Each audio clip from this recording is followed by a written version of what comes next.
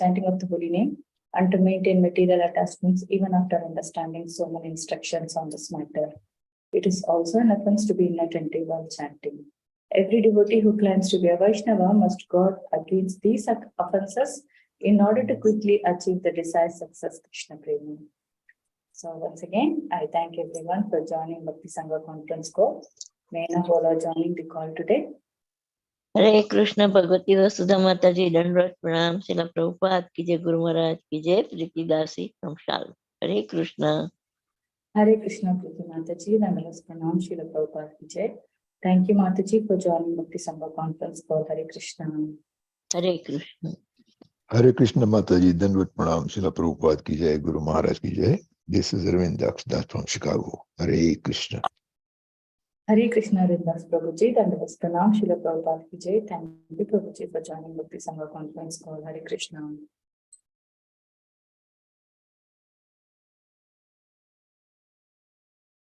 Hare Krishna, Vasudha Mataji, Dandavat Pranam to you and all Vaishnava. Srila Prabhupada, Srila Gurudev ki jai, Vrinda. Hare Krishna, Vrinda Gopika Mataji, Dandalas Pranam, Srila Prabhupada ki jai. Thank you so much, Mataji, for joining Bhakti Sangha conference call. Hare Krishna.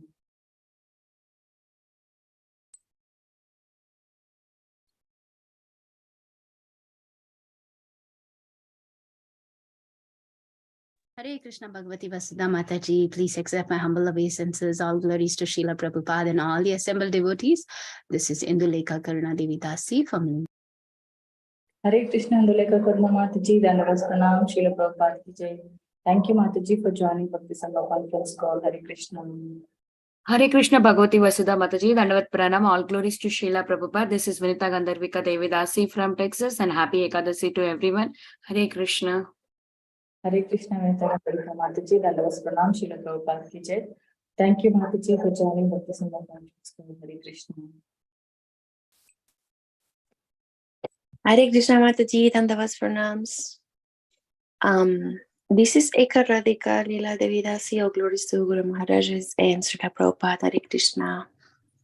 Hare Krishna, Eka Radhika Mataji, Dandalas Pranam, Srila Prabhupada. Thank you, Mataji, for joining Bhakti Sangha conference call. Hare Krishna. हरे कृष्णा भगवती वसुधा माता जी और Vishnu Prabhupada and Guru Maharajas. My humble obeisances to you and all the devotees. This is Krishna Kumari Devidasi from Raleigh. Happy Ekadasi to everyone. Hare Krishna, Krishna Kumari Mataji, Dandavas Pranam, Srila Prabhupada ki jai. Thank you, Mataji, for joining Bhakti Sangha conference call. Hare Krishna, Happy Ekadasi.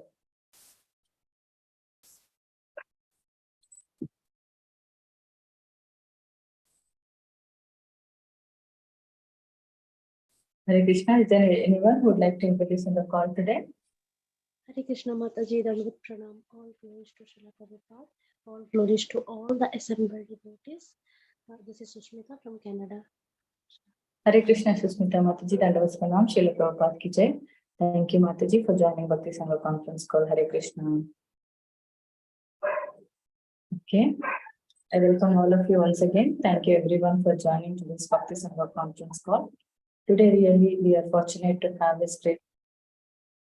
We are really fortunate to have His Grace Sukumar Gaur Prabhu to enlighten us on the topic of Srimad Bhagavatam from 6.16.12 to 14.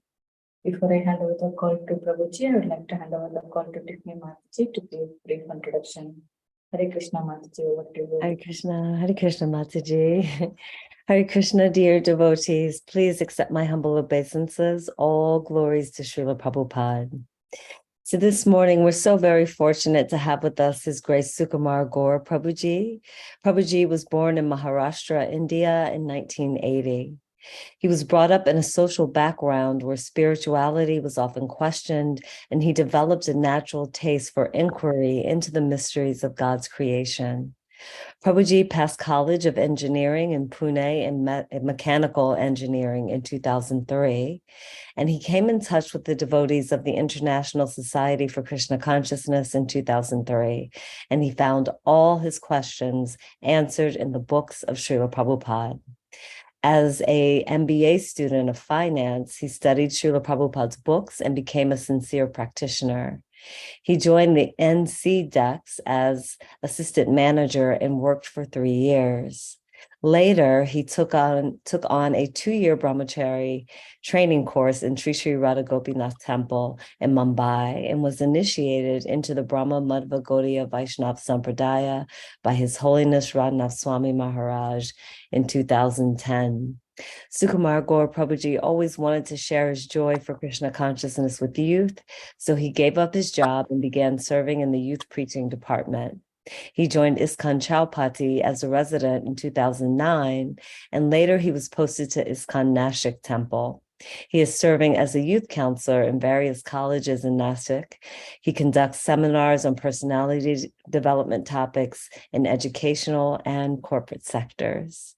Hare Krishna, welcome to the call, Prabhuji. So grateful to take your association. Hare Krishna. Hare Krishna. Can you all hear me, Mataji? Yes. Yes.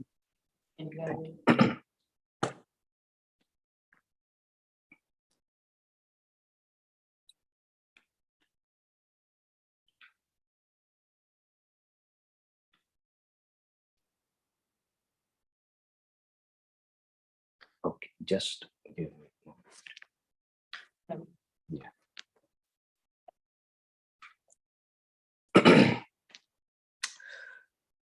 Om Jnanatimirandasya Jnananjanashalakaya Chakshurunmilitam Yena Tasmai Shri Gurave Namaha. Shri Chaitanya Manovishtam Sthapitam Yena Bhutale Swayam Rupa Kadamayyam Dadati Swapadantikam Vandeham Shri Guru Shri Utapadakamalan Shri Gurun Vaishnavansha Shri Rupam Sagarjatam Sahagana Raghunathan Vitam Tam Sajivam Sadvaitam Savadhutam Parijana Sahitam Krishna Chaitanya Devam Shri Radha Krishna Padan Sahagana Lalita Shri Vishakan Vitamscha Nama Om Vishnupadaya Krishna Prishtaya Bhutale Srimate Bhaktivedanta Swami Nitanamini Namaste Saraswate Deve Gauravani Pracharini Nirvishesha Shunyavadi Paschatya Deshadayani Jai Shri Krishna Chaitanya Prabhu Nityananda Shri Advaita Gadadhar Shri Vasadi Gaur Bhaktavranda Hare Krishna Krishna Krishna Hare Hare Hare Ram Hare Krishna. So we welcome all devotees for this morning Srimad Bhagavatam class. We are reading from Canto 6, Chapter 16. King Chitraketu meets the Supreme Lord. We are given shloka number 12 to 14, right? 12 to 14. Shri Badarayani Ruvacha Iti Udaryo Gato Jivo Jnatasya Tasya Te Tada Vismita Mumucho Shokam Chitvat Sneha Shrinkhala. Shri Shukdev Goswami continued. When the conditioned soul, Jiva, in the form of Maharaj Chitraketu's son, had spoken in this way and then left, Chitraketu and the other relatives of the dead son were all astonished. Thus they cut off their shackles of their affection, which was due to their relationship with him, and gave up their lamentation. Nirritya jnatayo jnater deham kritavochita kriya tyachur dustijam sneham shokamoha bhayatratam. After the relatives had discharged their duties by performing the proper funeral ceremonies and burning the dead child's body, they gave up affection that led to illusion, lamentation, fear, and pain. Such affection is undoubtedly difficult to give up, but they gave it up very easily. 14th shloka. बालज्ञो वृद्धस्तत्र बालहत्या हतप्रभा बालहत्या व्रतं चेरुर ब्रह्मणेर्यन् निरूपितं यमुनायां महाराजा स्मरन्त्यो द्विजभाषितः. Queen Kritadyuti's co-wives who had poisoned the child were very much ashamed and they lost all their bodily luster. While lamenting, O king, they remembered the instructions of Angira and gave up their ambitions to bear children. Following the directions of the Brahmanas, they went to bank of Yamuna, where they bathed and atoned for their sinful activity. translation and forward by His Divine Grace, A.C. Bhaktivedanta Swami Srila Prabhupada. In this verse, the word Bal Hatya Hataprabha is very particularly noted. The practice of killing children has existed in human society for a long time, since time immemorial. But in the days of yore, it was very rarely performed. At the present moment, however, in the age of Kali, abortion, killing of the child within the womb, has become very common. And sometimes a child is even killed after birth. If a woman performs such an abominable act, she gradually loses all her body luster. Palahatya hataprabha. It is also to be noted that the ladies who committed such sinful act of administering poison to the child were very much ashamed. And according to the directions of the Brahmana, they had to undergo atonement for killing the child. Any woman who has ever performed such an infamously sinful act must atone for it. But no one now is doing that.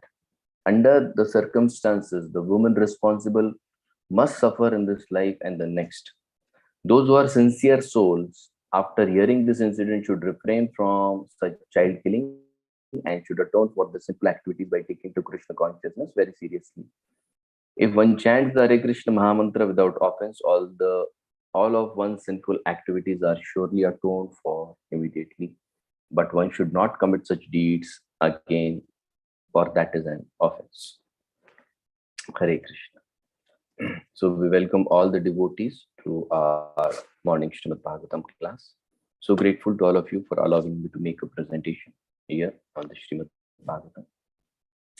So this is the 16th chapter, and in the 16th chapter we see that Chitraketu is enlightened by the words of his own dead son, and he'll receive a mantra later from Narad Muni, and he will have darshan of the Supreme Lord Sankarshana, and he will receive further knowledge from Lord Sankarshan himself. Now, if you see the series of shlokas till the 14th shloka, in the second shloka we see that Narad Muni sees that it's difficult to stop the lamentation of Chitraketu Maharaj and his wives. So now Narad Muni will take a stand where he'll try to deceive the king by allowing the other rishi to enter the child's body, and the child will start speaking, seemingly that the child is speaking, but it is both the rishis, Parvat Rishi and Narad Muni, who have now taken up the task of breaking the illusion of King Chitraketu and his wives. So Narad Muni is fooling the king. Now he makes the child alive, and now there is the dialogue happening between Narad Muni and the child. And Narad Muni speaks to the child, because you have died at an improper time, you have a lot of life that is remaining. So Narad Muni tells him that I think that you should re-enter the body and take the charge of body, and by entering the body, you should give pleasure to your parents who are now lamenting in a deep way. Now we know that this is the act of the sages who enter the child's body, and now the child starts speaking. Now the jiva will start speaking with the audience, that is Narad Muni and the king and the queen. Now the jiva speaks. Now the very first thing he speaks is about the law of karma. So law of karma has to be very prominently spoken every day, every moment. We should be thinking about this, because every major Vedic text starts by speaking about the law of karma. Even if you read Ramayana, for that matter, the entire Ramayana, Valmiki Ramayana, starts with this event of a hunter, and that hunter, how he, because of his previous karma, has become a hunter, and is very frustrated because of the bad karma that he has to go through. And eventually, because of some sukruti, he comes to a place where there is Ram Katha going on, and he hears the Ram Katha for 7 days, and the entire life course changes. The one who was supposed to enter the hellish region now enters the Vaikuntha region. After he leaves his body with his family, he then becomes the resident of Vaikuntha. He enjoys there for a long time. So every scripture speaks about the laws of nature exclusively, law of karma exclusively, to make us more and more responsible. So Prabhupada in the fourth shloka writes about how the jiva is forced to take body as per his karma, and according to the predestined karma, the Lord gives him inspiration to act accordingly, and that is how he will attain a supreme destination or a lower destination. Also, speaking about the control the jiva has been given, we see that there are so many shlokas in the Bhagavad. This very prominent shloka from the 8th canto, 22nd chapter, 25th shloka. Nana yonisho yam. The jiva has to enter various yonis, the various species of life. And how is he allowed to enter in the various species of life? Anisha. Isha is controller. Anisha is he is not at all controller of any sort. He is forced to enter the various species. So now why all these things are happening? Simply because we are not aware of the principles on which this world works. The jiva has no true relationship with any parent. The parents are just facilitators for bringing the jiva to this world. It is a facility created by the Supreme Lord to allow any living entity to come before the world and then fulfill whatever desires are left. So parents are especially not the people who are in charge. They are the caretakers of the child. They are not the controller of the child. They are not proprietors of the child. They are just facilitators of his desire. They had some desires. The child fulfills their desire of having a child, and the parents help the child fulfill his desires by allowing him to go through the various phases, and he learns, he acquires knowledge, and then he moves ahead in his life. So the child is now speaking about the law of karma. He's saying that the body created by the so-called father and mother actually has nothing to do with them. Parents are not the creator of the soul. They are just facilitators. They create the material body and allow it to be seen in the world. Therefore, the living entity is flatly denying to Chitraketu Maharaj and his wife that he doesn't belong to him, or neither did he belong to him at any given point of time. So various types of people we have to deal while our stay in this material world. Just like in the 5th shloka, we see the various types of people that we come in contact on our day-to-day life. It is practically seen in this material world that someone may behave as our friend, someone may behave as our enemy.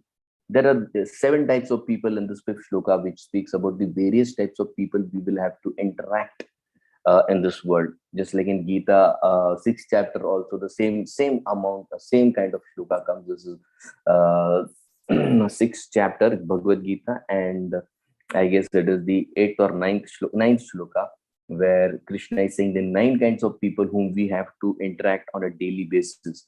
So there is something called as Varteshu, that is the Vartan, that is the behavior in dealing, and there is something called as Darshan, how we see that person.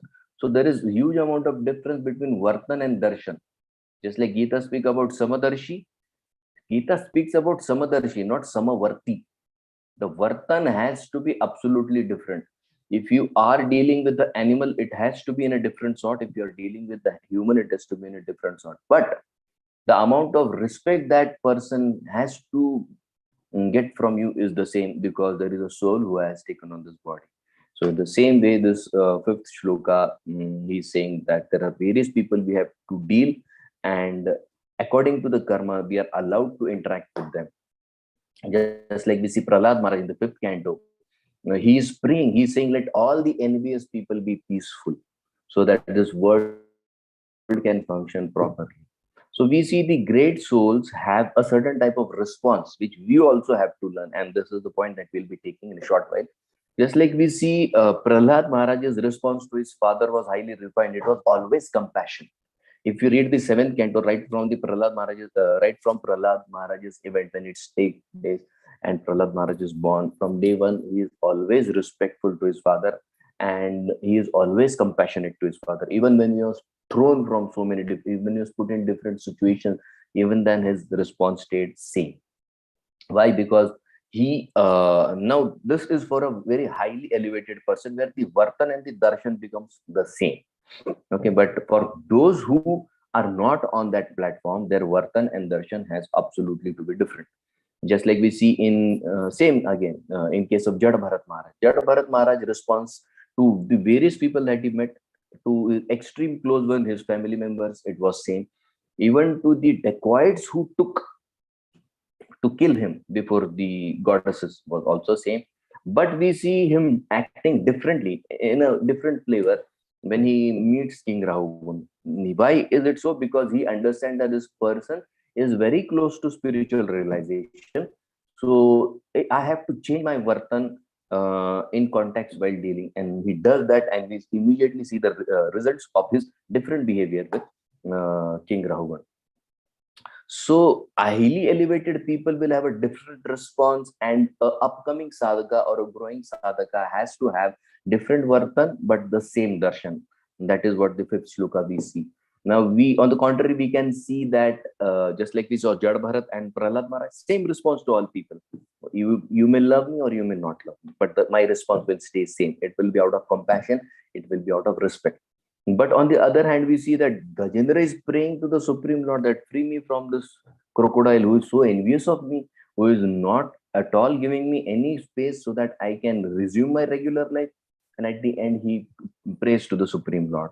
And the Supreme Lord helps him. We see Mother Earth praying in the 10th canto to the Supreme Lord. Please give me some relief because I'm not able to manage this many kind of people who are not at all healthy for this environment of the spiritual, which will help the living entities develop in their spiritual realization. So Mother Earth goes and prays to Lord Brahma. She says, I need this, I need your help because I am not able to handle the situation. So yes, we have to understand how we deal with which kind of people, and if it takes me to take some help, I should take help, because we see Mother Earth taking help of the Supreme Lord. So the child now is continuing his speech to Chitraketu Maharaj. He is giving different perspectives of relationship. He sees that, why are you lamenting when I left the body? You should be happy. Now Chitraketu Maharaj is saying, what? He says, I was your enemy from the past life and I took the form of your child. Now you should feel happy that now I got relief from my enemy. Now I can continuously focus, because that child was seeking huge attention, and which was not allowing Chitraketu Maharaj to continue his spiritual practices with full focus. So the child is speaking, you should be happy, you should not lament, because all relationships are temporary. You should see me as the enemy of past life. That is why I gave you so much joy. And when the person who gives you so much joy by his good qualities, when he leaves, the pain is immense and it is very deep. Now then, in the sixth shloka is saying, if an enemy becomes son, how does affection arise for that person then? So we have to understand that the example is given, just like there is a commodity which a person has and later on it is transferred to the other person. So just that commodity being transferred to the other person who accepts that commodity, immediately there is a connection and he feels that this commodity now belongs to me. So I have to take care of this. Then the gold coin example is given there. Just that the gold coin belongs to someone, now they are handed over to somebody and that person thinks that, oh, this is for my enjoyment, and he starts enjoying it. And in the seventh shloka, very precise, how does this entire thing function? Then Prabhupada speaks about the belief, the manyata. Manyata is what do you believe? What are the beliefs that we have generated over a period of time? Just like we see in the Ajamil pastime. In Ajamil pastimes, the Yamaduta had a very precise manyata, or the belief that yes, we are the controllers and Yamaraj is the supreme controller for whom we are functioning here in this material world, and there is no stoppage for us and we cannot be stopped by anyone. But their belief was broken by the Vishnu Dutas, and it was highly difficult for them to function. The Acharyas write that they were contemplating suicide, that let us leave this job and let us die, because what we thought is not happening. So once we start getting attached more and more to what we believe, it becomes more and more difficult for me to face the reality. Just like in past 2 days, we had a house program and one new family got connected there. So that lady, who is a manager, a big post manager, she's in a firm. So she was saying that she asked a question that I can understand that spirituality does work, but she lost her father recently, and she said, I am not able to forgive God because he took away the person whom I loved so much. So that grudge or that pain in my heart is not allowing me to come back to the same spiritual practices which I was performing with such great enthusiasm previously. So then we spoke about few basic shlokas from Bhagavad Gita, and then she could relate that yes, things do work on some basic beliefs and basic principles that we all have to understand. So here, the belief system has to be very, very proper. It has to be based on Shastra. That is why faith, Vishwanath Chakravarti Thakur speaks about faith, and he says that faith means Shastra Shraddha. Shraddha that is based on these scriptures. Otherwise, it cannot be called as faith. We have to be very clear about this. Then he speaks about how in the later shlokas he'll speak about how these relationships work, and how, and the one word that Prabhupada makes it very, very, very clear that the entire relationship span that we see here in this world, the range of relationship that we see in this material world are nothing but trading. It is a transaction. It is exchange of karma that is taking place. And yes, Bhagavad Gita 6th chapter makes this very, very clear. Nothing else is happening here. It is all a transaction. It is all exchange, give and take of the previous leftover things. It is a deal. And that is why you see time and again the Acharyas, 7th chapter, 7th canto, 10th chapter, 4th shloka. Prahlad Maharaj is saying, I don't want this mercantile mindset. Why? Because my love is not a dealing. My dealing with you is not based on karma, my dear Lord. That you gave me something and that is why I'm loving you. No, he is at the first onset, he is saying, I am not into this transaction business. I am not into this trading business. Just because you saved me, and just because I love you, you came to save me, and now you are asking me to give a benediction. He says, I don't want this kind of transaction. So that trading mindset is first neglected, because all the acharyas know what is happening in this material world is nothing but transactions are going on, transactions of various karma, and this karma we have to complete. The Supreme Lord may reduce the span or the extent of the karma, but to some extent we have to. And that is why we see that most of the times even devotees suffer, and this question time and again comes up: why are devotees suffering? Because surely they have some past leftover karma. This doesn't apply to the acharyas, but yes, it does apply to all of us who are practitioners. And then the 8th shloka, the child is saying that the jiva doesn't have any identity. His only identity is he belongs to the Supreme Lord. But as soon as he takes on to some identity, then the entire transaction starts. Just like His Holiness Devamrit Swami Maharaj gives a very beautiful example. He says that there is a beautiful girl in a college, and most of the students want to make sure that she belongs to them over a period of time. But most of the students are not very from a rich background, but this girl is from a very rich background. So what do? They have some rich friends from whom they start borrowing things. They may borrow shoes from them, they may borrow trousers or shirt and belt and some bike, all the facilities which they want, so that they can impress the girl. And the day comes when they decide that yes, today I'll make sure that I open up my heart before that girl. And the day comes, they collect all the things that they have got from their friend, and they go and approach the girl. But as soon as they go and approach the girl, they want to go and approach the girl, they see a more beautiful and handsome boy with her, and he makes her sit on his bike and leaves her.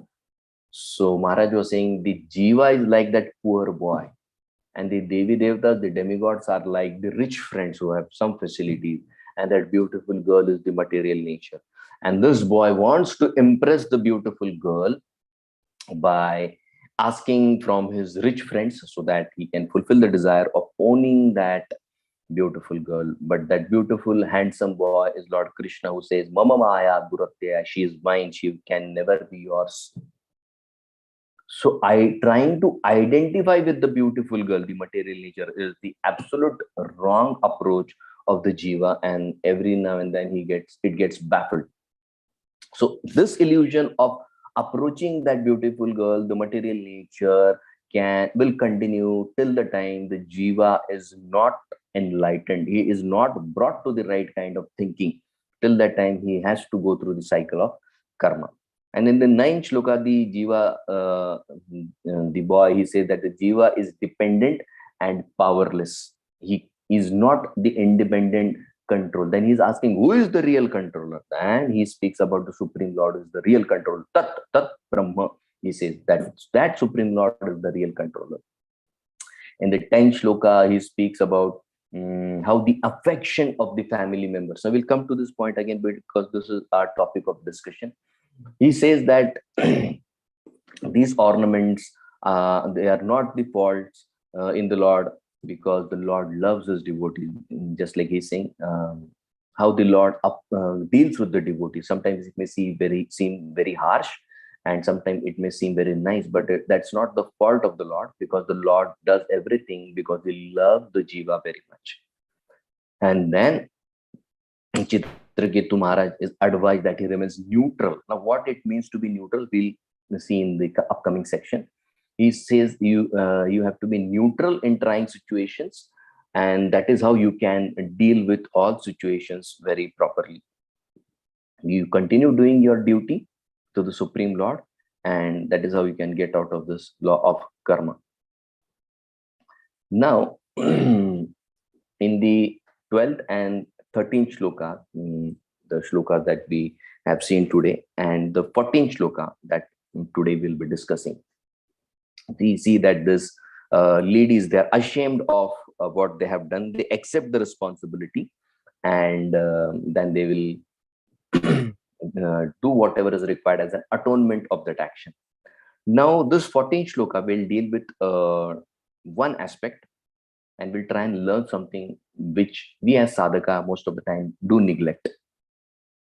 First thing which we have to understand is uncertainty is part of life. Situations can be uncertain. They may approach us at any given point of time, and there we understand that we have no control of anything in our lives. You see, right from first chapter or first canto till the 12th canto, till the 10th canto, there is huge uncertainty. Parikshit Maharaj, absolute uncertainty. He never expected this to happen, that he would feel thirsty, and in that rage of anger, in that unfulfilled desire, unfulfilled emotion, his need, unfulfilled need, he would act in a certain way, and the entire event turned his whole life. So we have to understand that yes, uncertainties are part of life. Most of the time, why, just like this queens, why did they take that very step of killing the child, or why is Chitraketu Maharaj and his wife Kritadyuti crying? Simply because both sides were not ready for the situation that took place. Chitraketu Maharaj and his wife was not ready for the fact that he may lose his child, and the other queens who married Chitraketu Maharaj had never thought that this uncertainty, that our own husband would never pay or not pay proper attention to us. They were never ready here. Initially, he may be on and off giving some attention to them, but they were never ready that he would totally neglect us. Uncertainties are huge part of life, and we have to be ready for them. We are not saying that entire life has to be uncertain, because then the sadhaka will lose his patience and he loses enthusiasm for spiritual practices. On the contrary, too much of certainty in life makes me weak as well. I'll give you a simple example how this happens. There was one family approached us after COVID, and what had happened was they had one son, two daughters, husband, wife. This was the family. Wife and those three kids came, and the wife started crying. And she said, I don't want to live now. I want to die. I said, why do you want to live this body? He said, because my husband died in COVID, and now I don't feel like living anymore. I said, how was your husband in behavior? He said he loved me so much. He cared for me so much. Without me, his life was void, and without him, my life is void. So and really, it was a deep connection both had with each other. But neither she was ready for that uncertainty, neither he was ready for the uncertainty. Now, look what happens is we will take a look into the relationship. What had happened was their love was genuine, their love was sincere. There's no doubt about that. But what did that love make to her? That love was not actual love, because love should strengthen the person, it should not weaken the person. This lady left her hope of living when her husband left this world. What does this indicate? That love made her cripple. That love was not nourishing her. It started becoming like her own crutches. And when that crutches fell off, she said, I cannot function. In love, the person becomes more mature. But here we see that she is taking an extreme stand. So what is this indicative? Was that love really nourishing her? Yes, on one level it was. But on the foundational level, it was deeply weakening her. Now, on the other side, let's take this, just like the child was nourishing the father, but when he left, the existential foundation broke, and both the king and wife were now completely broken. Let's take to the other party, the queens who poisoned the child. Now, it was not that they were serial killers. No, this was one-time event that took place. Now, why did the queens do this in the first place? The same thing. They expected something in return, but they didn't get. In first shloka, we saw sneha, that love that bound the king and the queen. The same sneha bound all the queens with the king. Tyajur dustajam sneha shoka moha bhaya arti dam. They gave up the affection that leads to illusion, lamentation, fear, and pain. And such affection is undoubtedly very difficult to give up. So just by this word, we have to understand. Dustyajam is very deep, very difficult. They could take this very difficult step. Why? Because their need for the king's love was so intense. They wanted that the king pays attention to them. Yatyajur dustajam sneha. The sneha, the affection they wanted from the king was very deep. Their need was very deep. So the envy that we see in this queens regarding the principal queen is based on some enmity. Why? Because my need is not fulfilled. Krishna consciousness is the environment which helps us get rid of this envy. Now we'll take a simple look and we'll come to a final point. Now, what is the root of this envy? There is a motivation behind every act. Okay. And that is what makes the act material or spiritual. Just like this famous shloka, Atmendriya Priti Vancha Tare Bolika, Krishnendriya Priti Vancha Tare Dhare Premana, calm and prem. My pleasure, Krishna's pleasure. My pleasure action is calm, Krishna's pleasure action is prem. Both are actions, but the result are different. One makes the heart burn so badly that I destroy the entire community. On the other side, when it nourishes me so deeply, I cannot think of anybody else's pain. For me, everybody has to be happy and work for it. Okay, simple example. Titanic floated on the same water. An initial journey, it was very smooth. But that same water took another form of iceberg and made the same ship sink. Water in two forms, liquid and solid, exactly different results. Same thing, when desire is turned towards me, it gives a different result. And when it turned towards Krishna and his devotee, it gives a different result. Desire, where it is focused, will give different result. It will uplift us or it will destroy us. It will uplift the community or it will totally destroy the community. The entire thing is problem is in understanding. Now, let's take a simple example and try to clear this understanding. A billionaire keeps a driver. When the driver or the chauffeur he drives the car, the millionaire says, put on the AC, put on the music, put on the perfume. Driver does it. And is it so that the only driver is able to enjoy? No. Not only the driver, the owner also enjoys, the driver also enjoys. So, similarly, the Jiva, if he supports Krishna, he will also be able to enjoy everything. But as soon as he starts to drift away from Krishna, as soon as he envies Krishna, all the facilities are taken away and he is given meager facilities here. Now, what the point is? The point is, are your needs getting satisfied? Two things, emotion and need. When needs are not satisfied, emotion arises. Emotion is directly connected to the need. Just like in Gita, why does anger arise? Because my need is not satisfied. Anger as emotion is directly focusing on the need that is not satisfied. Daksha, his need for respect was not satisfied, and hence that entire event took place. Dhruva's need was not satisfied, and the entire event took place.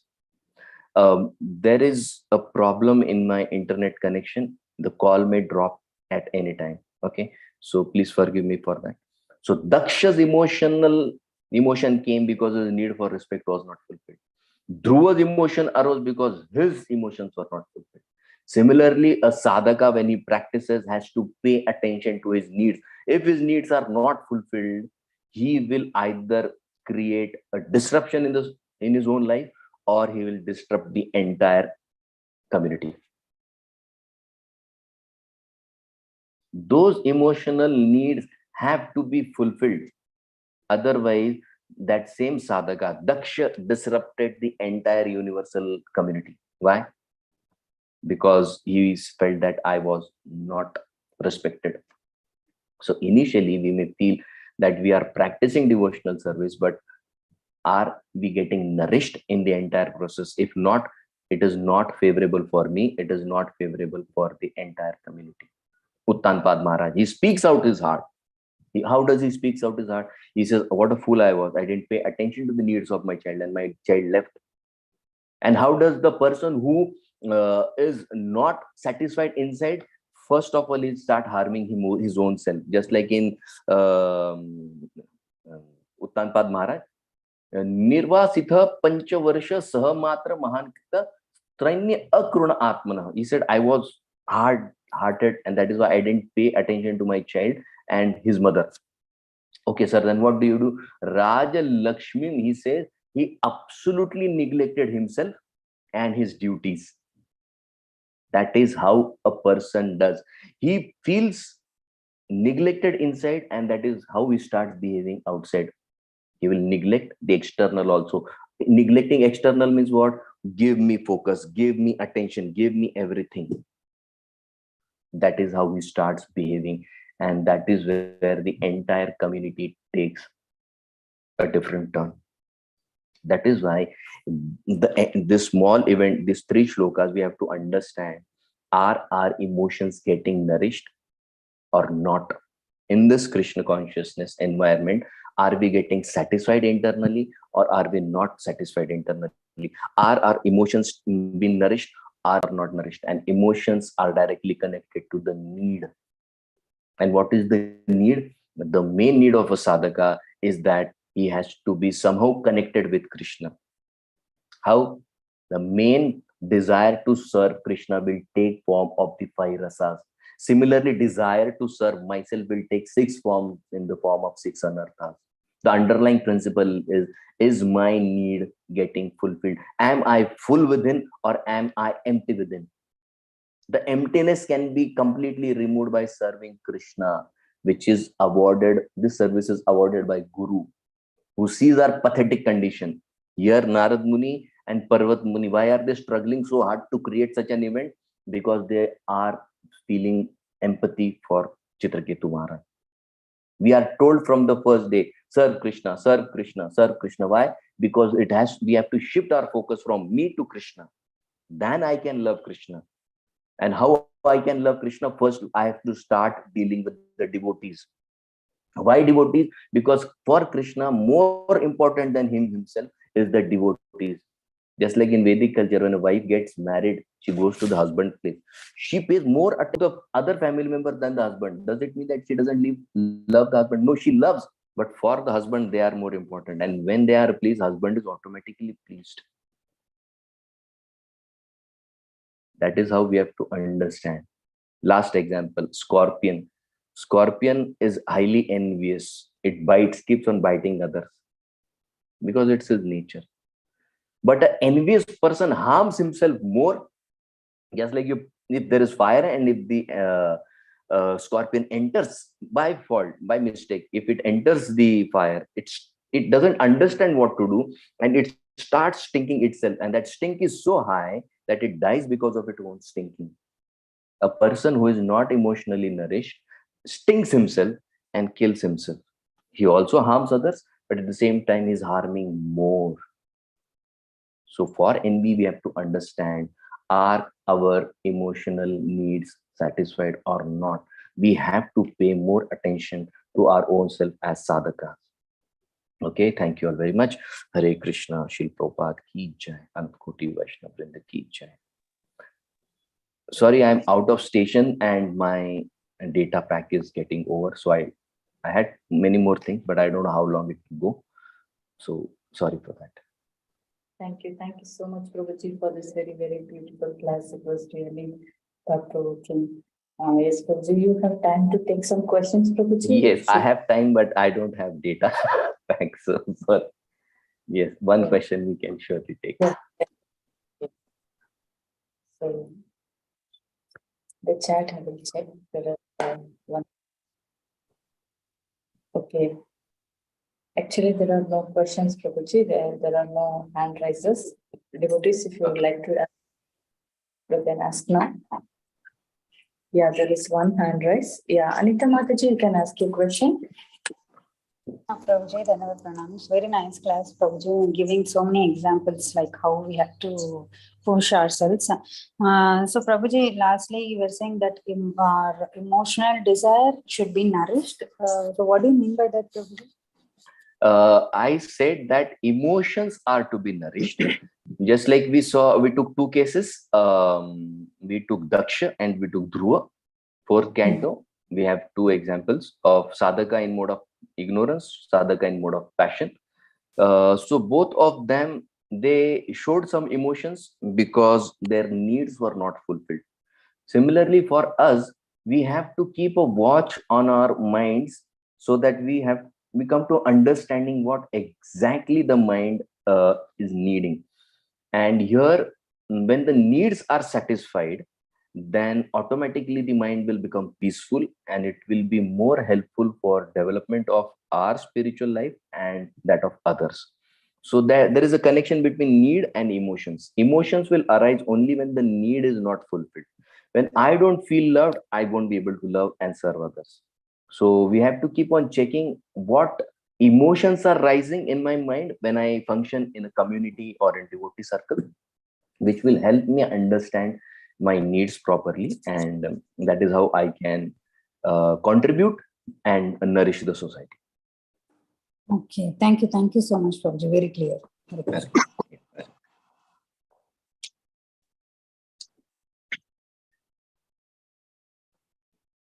Yes. Hare Krishna, I got one question. Sukumar Prabhu. Yes, Prabhu. Hare Krishna. Yes, Sukumar Prabhu, your class is so fantastic. Prabhuji, I just want to know, Dhruva, he was just 5-year-old, and he just, his father rejected him because his Suruchi did not allow him to sit. So how he became so much challenging mode that I should become bigger than him. He went to the forest and Nardamli wanted to just make him to go back. He said, no, I will do it. You tell me how to go. So how he got such a great determination at the age of 5 and to do the tapasya like without water, without anything, without air also, with one leg and all. So that Is it a passionate this one, or is it bhakti? So Dhruva is example of sadhaka in mode of passion. Okay, first thing is that. Second thing is Dhruva's past life desire to become a king was very prominent, and that is how it is facilitated through the not acceptance which is given by his own father. So just like we saw the karma part in the initial way, so karma, the leftover desires are given facility, so that because we have forgotten what desires we have, through events, all those desires are made prominent. And when the Lord helps us understand that this was the main desire that was unfulfilled, and that is where Lord supplies the passion. This is what you were waiting for. Now you go ahead and fulfill your desire. So that is the Lord who helps us focus on a particular desire so that we can get it fulfilled. So it is very clear that without the help of the Lord, we don't even remember what we left in past life.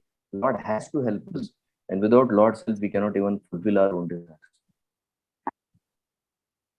Okay, so but Prahlad, the mood was different. No, he was only having a compassion and to help others. I think Prabhu has gone. I think his data is over. I think Prabhu has gone. He told no that his data get over. Data. Yeah. I didn't get to say He's goodbye. gone. So I think Prabhuji got disconnected. So as Prabhuji, and we should end here. Yeah. Tadapeksha, Yes. Kripa Yes, Sindhubhye I think Patitanam pavanebhyo Pavanebhyo Vaishnavebhyo Namo Namaha. just to Prabhuji. Panchakalpatarubhyascha kripa sindhubhyevach patitanam. Hare Krishna. Hare Hare Krishna. Gauranga, Nityananda,